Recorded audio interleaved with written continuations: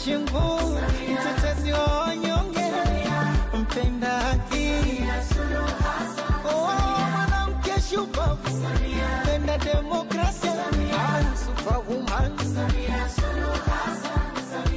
Wete wenyewe waje wayaone maendeleo wanayoyafanya. Wete wenyewe waje wayaone, wajue kwa nini tunampenda sana.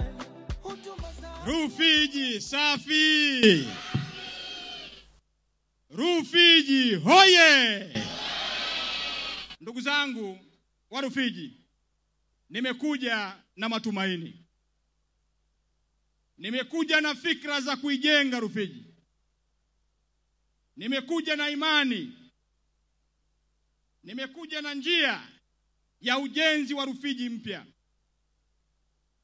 Nimekuja na imani ya kuijenga Rufiji. Ninawajengea imani katika mioyo yenu, watoto kwa wazee, vijana na kina mama. Nimedhamiria, nimebeba ndoto za waasisi wa Rufiji hii. Nimebeba fikra za waasisi wa Rufiji hii.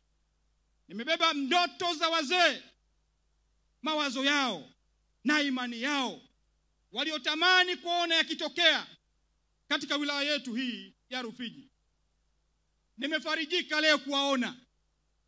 Nimefarijika kuwaona watoto wana matumaini. Nimefarijika kuona kina mama wana imani. Nimefarijika kuona wazee wanaamini kwamba sasa Rufiji inawezekana.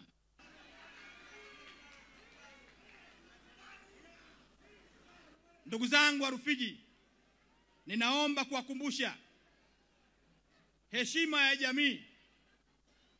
ya jamii hupimwa kwa ujasiri na juhudi za wananchi wake.